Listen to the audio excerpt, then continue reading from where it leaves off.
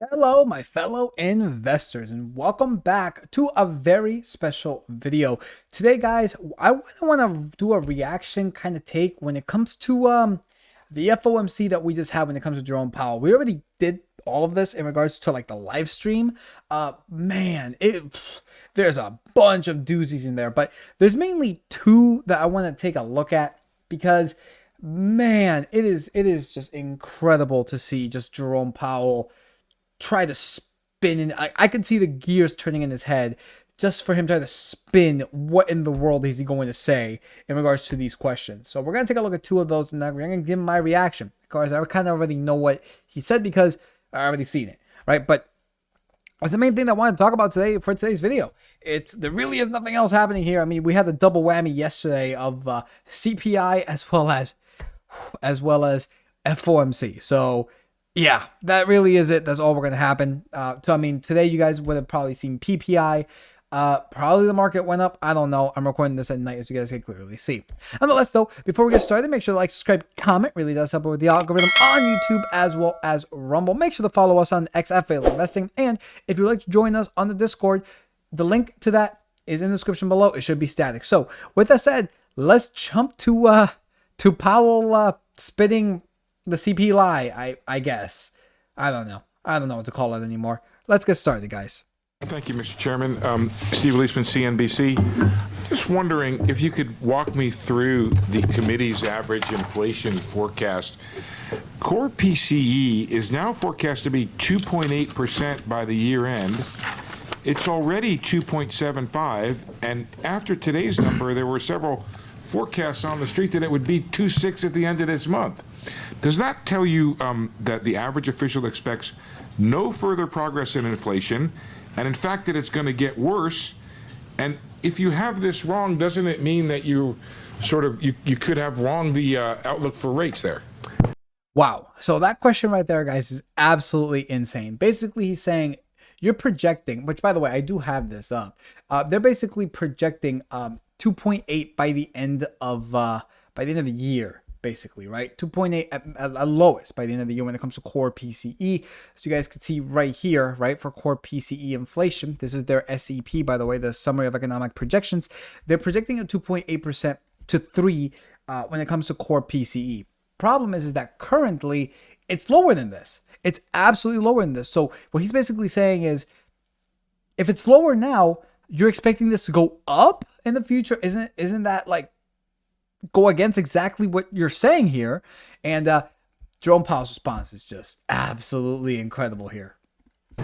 Yeah, so what's going on there is that we had very low readings in the second half of last year, June through December, really. And we're now lapping those. So as you go through the 12-month window, a very low reading drops out and a new reading comes in. The new reading gets added to the 12-month window. So I love it because he basically just explained the trailing 12 months. That's basically what he just said. He basically explained, guys, the trailing 12 months. Yeah, what we're looking at, right? Which, by the way, guys, this FOMC isn't for the month of June, okay? This is not for the month of June. This is for the month of May. The CPI that we got today is for the month of May. The PCE that he's looking at is not for June. It's for the month of May. Actually, it's not even May. It's April, right? Because we haven't even gotten the May one yet. The May one comes at the end of June.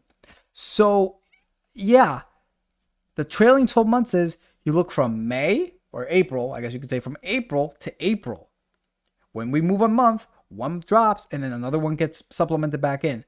So I don't understand what the confusion is here and as to why he even has to explain it. But let's keep going. it's just a slight element of conservatism that we're assuming a certain level of incoming monthly PCE and core PCE numbers. We're assuming, a good but not great numbers. And if you put No, it's not conservative. It's called the trailing 12 months. That's not anything. It's the trailing 12 months. That's what he's referring to there. I don't know what word salad he's trying to say. It's called the trailing 12 months. that on top of where we are now, you get a very slight increase in the 12-month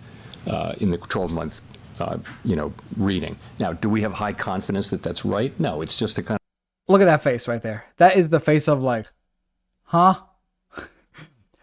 When Mike and I saw this, we were like, what? Bro, this guy, we wanted to turn this into a meme, which, by the way, if you guys want to turn this into a meme, grab the screen cap right here of this guy being like, what are you talking about? Anyways, that's just something funny I thought about. Kind of conservative way for forecasting things. If we were to get more readings like today's reading, then of course that wouldn't be the case. So it's just a forecasting device. I think. Let me say that we welcome today's reading and hope for more like that. But if it comes in, just to follow up, it comes in the way you forecast it, it would seem strange for you to be cutting rates at all in context of a rising core PCE. Thank you. Yeah, no, I mean, I think what we said is that we don't think it'll be appropriate to reduce rates and begin to loosen policy until we have more confidence that inflation is moving back down to 2% on a sustainable basis. And that's the test we've applied. I don't know that this rules that in or out. I mean, really, it's a forecast, a fairly conservative forecast, month by month, that would lead to slightly higher 12 months rates by the end of the year. If we get, better ratings than that, then you will see that come down or remain the same. If you're at 2.6, 2.7, that's a really good place to be. Yet that's not what he asked. He said, if your projections come true, if you're expecting a 2.8, fine, 2.7, 2.6 by the end of the year, why are you cutting rates? Why are you thinking about cutting rates? Right? Why are you thinking about it? It's the same situation that we had with the ECB. The ECB came out a few days ago saying, we're going to cut interest rates by 25%, but there's still inflation to take care of. So then why are you cutting rates? Right? That's basically what's happening with Jerome Powell right here. Why are you cutting rates? Why are you thinking about cutting rates? Why are you putting this thing in the markets? Because guys, the markets today skyrocketed. They're probably going to skyrocket today as in like Wednesday. But, markets skyrocketed today after the CPI and after this because of the fact that we're going to get one rate cut. But if his projections are saying 2.8, 2.7, 2.6 by the end of the year, then there are no rate cuts. There are no rate cuts, right? There are no rate cuts. So, yeah, that's just the main thing to take out from this first question. Now, there's one other question that I would like to react to right now, and that is from my favorite reporter here, ironically enough from Bloomberg. So let's skip to that right now. Michael McKee from Bloomberg Radio and Television. The base case of the committee seems to be that there is going to be at least one rate cut this year, but your growth forecast doesn't see any slowdown in the rest of the year, nor does the unemployment forecast see any significant weakening of the labor market. And your inflation forecasts basically average out to no change. So if at the end of the year there is no change from conditions now, why would you anticipate cutting rates? What would be the point for a rate cut? Well, we think the same question was now asked twice. And guys, you guys are seeing this, right? This is 26 minutes in. That was the first question at the beginning after the original press conference. Well, the initial statements, right? The initial statements. And we're already 26 minutes in, and he still hasn't answered the question. Now, the way that he answers this one is just I went on a complete rant during the live stream because, oh man, he says something here that I just cannot. I just can't. I just really can't. This is prime examples as to why we should have a flipping table on this channel, because this is flipping table worthy content. It really, really is. Let's watch. We think policy is restrictive, and we think ultimately that if you just set policy at a restrictive level, eventually you will see real weakening in the economy. So that's always been the thought, is that real weakening, since we raise rates, real weakening in the economy. All right, that's still a thing that they want. They want real weakening on the economy. What does that mean? 10% unemployment, wages completely going in the negative, right? What does that mean? Because if that were the case, then we have not seen that in the slightest. The last job reports does not show that. It does not. Let's keep watching. Rates this far, we've always been pointing to cuts at a certain point. not to eliminate the possibility of hikes, but no one has that as their base case. So no one on the committee does. But so that's how we think about it, and that's what we've been getting. That's what we've been getting is good progress on inflation, with growth at a good level, and with a strong labor market. Now, ultimately, we think rates will have to come down to continue to support that, but so far they haven't had to, and that's why we're watching so carefully for signs of weakness. We don't really see that. We kind of see what we wanted to see, which was gradual cooling in demand, gradual rebalancing in the labor market, while we're continuing to make progress on inflation. So we're getting good results here. Guys, did you just hear what he just said? Did you just hear what he just said? Let me play that back for everybody in the back to hear it again. With growth at a good level, and with a strong labor market. Now, ultimately, we think rates will have to come down to continue to support that, but so far they haven't had to, and that's why we're watching so carefully for signs of weakness. We don't really see that. We kind of see what we wanted to see, which was gradual cooling in demand, gradual rebalancing in the labor market, while we're continuing to make progress on inflation. So we're getting good results here. Wow. So everything's fine. Basically, that's basically what he's saying. Everything is fine. Everything is great and dandy. I love it. But by the way, this isn't even the part that went on a rant on. Guys, if you take a look, in fact, I'll even show everybody the inflation data. Okay, the inflation data that we got today. This is it. This is the itemized version. Nothing here that came down matters to anybody. Nothing. I wouldn't say anybody, but like the majority of the things here that were in the negative doesn't really matter to anybody, right? It doesn't. The main things that matter to people is food, right? Food. People are having a hard time putting food on the table. They are. And energy.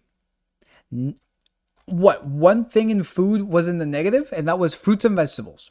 Sorry, not fruits and vegetables. My bad. Dairy and related products. That's the only thing that was down by 1%. Okay, and then when it came to energy, as we can see over here, nothing was in the negative. Nothing. Energy as a whole went up 3%, 3.7%. Energy commodities up 2.2. Fuel oil 3.6. Gasoline 2.2. Energy services 4.7. Electricity almost 6%. Electricity, and we're not even in the summer yet technically. If you're on the northern hemisphere, natural gas up 0.2. Nothing in energy went down. Nothing. You know what did go down though? Oh, I'll tell you what went down, guys. I'll tell you. Used cars and trucks. Used cars and trucks. Unless you're buying a used car or a truck, which I did, but unless you're buying a used car or truck, this doesn't affect you. The used cars and trucks affects you just as much as if mattresses were falling in price when you weren't looking for a mattress. That's it. Nothing here matters. That doesn't matter. Look at this. Transportation services up 10.5%. Motor vehicle insurance 20.3%. Airline fare, again, unless you're traveling enough, unless you're traveling like a lot on airplanes, this doesn't matter to you. It doesn't. You know what matters to you though? Medical care services, right? Motor vehicle insurance, because unless you live in New Hampshire, you have to pay for motor vehicle insurance, right? Hospital services up 7.2%. So this idea that everything is great, that inflation's coming down, it's not in the correct areas. It really isn't.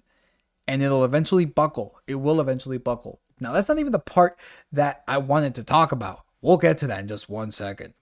Well, to follow up, is there any kind of concern for the housing industry or financial stability, banks, in leaving rates where they are for too long at this point? On housing, the housing situation is a complicated one, and you can see that's a place where rates are really having a significant effect. Ultimately, the best thing we can do for the housing market is to bring inflation down so that we can bring rates down so that the housing market can continue to normalize. There will still be a national housing shortage, as there was before the pandemic. There will still be one. But the distortions that we see now with lock-ins and things like that, low mortgages. In terms of banks, the banking... Full stop. What? What did he just say? The quiet part are loud. I'll tell you that one. This is not true in the slightest. He basically said that if you are having problems with buying a house, oh, it's interest rates problem. It's the fault of interest rates. We're still going to have low supply. We're still going to have low supply if interest rates fall. But you see, the problem is the interest rates. No, it's not. I've done the math. I've done here on the channel the math. I put out a video called how Gen Z got the worst possible hand, and I'm going to show you guys real quick right now, because the problem is not the interest rates, right? It really, really isn't. Guys, I have done all of this. I've done the math looking at median income to median housing price, 1970, 1985, 1990, 2001, 2008, 2009, 2019, 2024. Guys, 1970. The percentage of the housing cost, the percent of the housing price monthly to that of your income, monthly income, 15.3%. 15.3%. Interest rates were 7% in 1970, in line with what they are now. In line with what they are now. 1985, again, median income. The interest rates were 13%. And if you take a look at this percentage from the monthly income to, or monthly cost, monthly prices of a house to the monthly income, it's a whopping 38.09%. Pretty high, right? Pretty high. Essentially more than double of what it was back in 1970. However, if you look at Gen Z, 2019, remember what this man just said. Prior to the pandemic, housing supply was low. Except the numbers don't show that. The numbers do not show that in correlation to income and housing price. It doesn't. Here's the reason why. In 2019, the median income was $5,725 a month, right? A month. $5,725. The median housing price was $269,000. That's a pretty big increase from what it was in 1970. Don't get me wrong. And even 1985. I understand that. However, sure, the interest rates were what? 4%, 3.94. Fine, whatever. The percentage of the monthly cost of a house, essentially your monthly mortgage, to your income was 18%.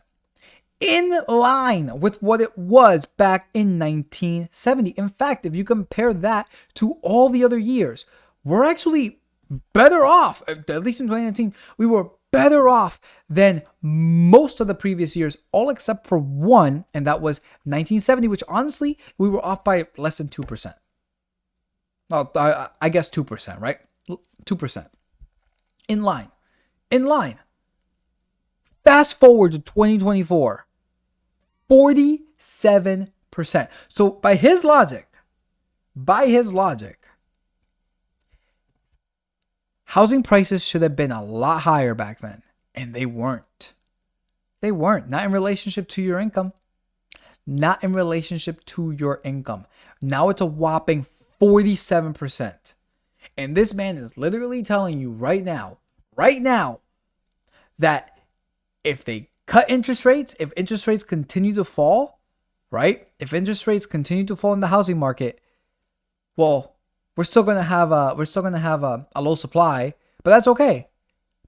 Because housing price isn't the problem; it's the interest rates that's the problem. No, that's not the case.